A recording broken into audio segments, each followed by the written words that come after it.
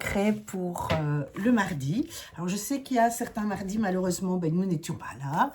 Et donc, je vais me rattraper avec ce cas concret. Alors, je vais vous raconter l'histoire d'une maman qui vit principalement donc, avec son fils. Et son fils grandit. Et en fait, maman dort avec son fiston. Hein, quand il est petit, papa est parti et donc maman décide de rester et de dormir effectivement avec son fils.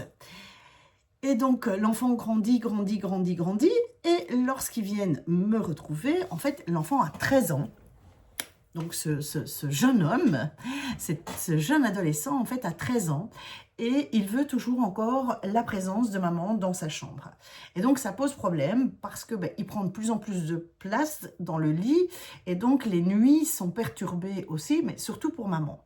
Donc ils viennent me rencontrer pour me demander exactement que faire pour que cet enfant, ce jeune garçon en fait puisse dormir seul parce qu'ils ont déjà tout essayé. Alors, ce qui s'est passé, c'est que effectivement, maman dormait sur un matelas à même le sol, un matelas pneumatique, à côté de lui, dans la chambre. Ils se sont même, elle s'est même amusée à reculer tout petit doucement le matelas pneumatique vers la porte, vers le couloir pour s'éloigner. Mais effectivement, ça posait toujours problème. Donc, la maman avait décidé d'offrir en fait à l'enfant un chien qui pouvait dormir dans sa chambre pour pouvoir, elle, retourner dans son lit, profiter de sa chambre qu'elle ne profitait absolument pas. Alors, je vais vous expliquer pourquoi ça peut arriver.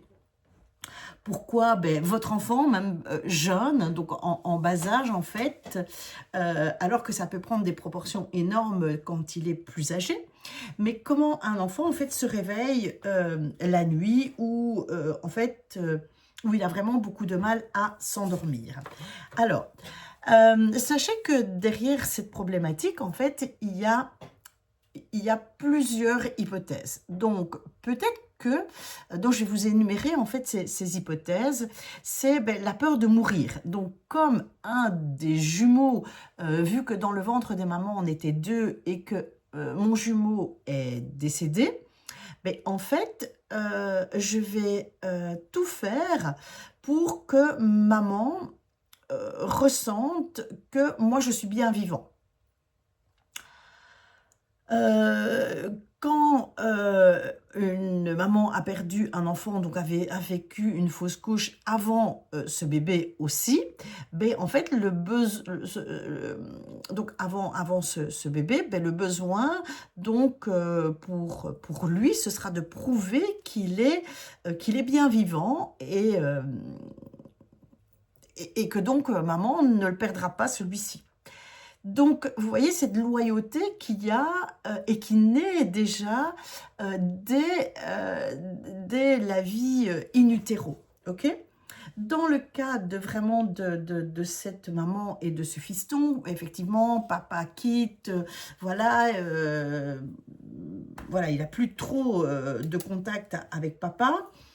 Mais ce qui s'est passé effectivement, c'est qu'il y avait un jumeau, perdu. Donc en fait, la maman a perdu un des enfants à 3 ou 4 mois, je ne sais plus exactement.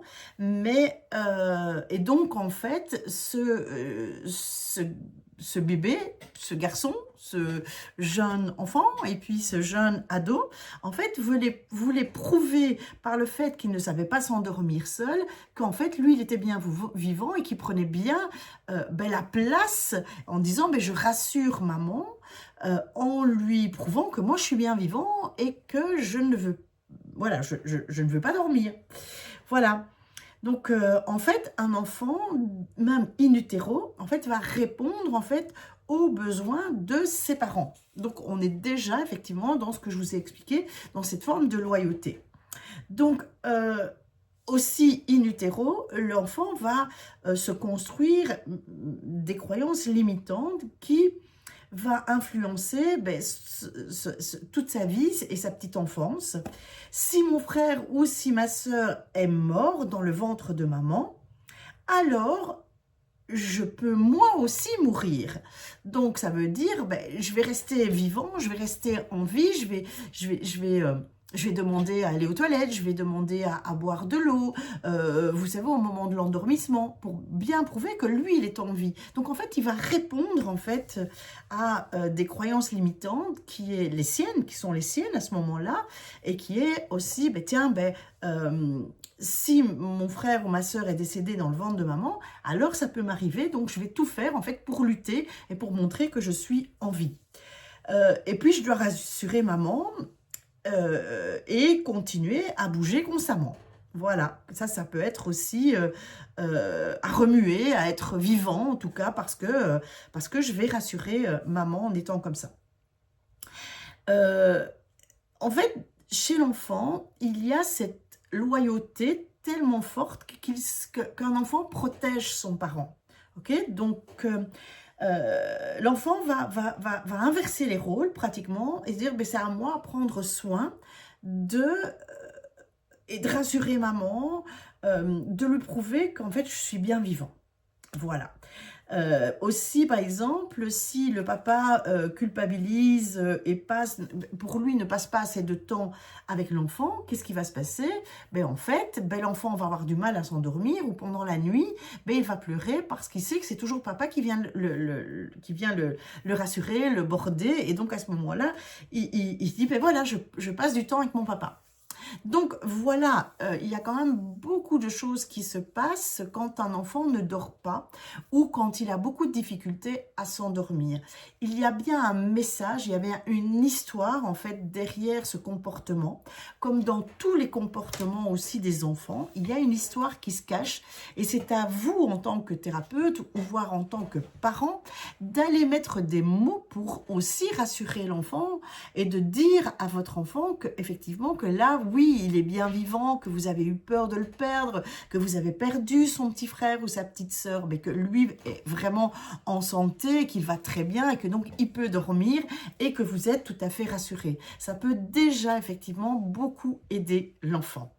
Voilà, si vous vivez des comportements similaires, si vous vous rendez compte que quelque part il y a un mal-être derrière votre enfant, je vous invite, vous, à venir me retrouver en séance individuelle. Donc, vous avez le lien pour prendre des rendez-vous avec moi sur le site êtresoi.be dans la rubrique « Comment puis-je vous aider ?» Et si toutes ces techniques, ces outils vous intéressent et que vous voulez avoir des outils supplémentaires en tant que thérapeute ou de devenir thérapeute, à ce moment-là, je vous invite à vous diriger vers la uitvo.com pour voir un petit peu toute l'énergie et la structure, en fait, la belle énergie, en fait, qu'il y a dans cette école, École internationale des thérapeutes de la vie en hausse. Voilà, je suis là à votre disponibilité et je vous dis à bientôt.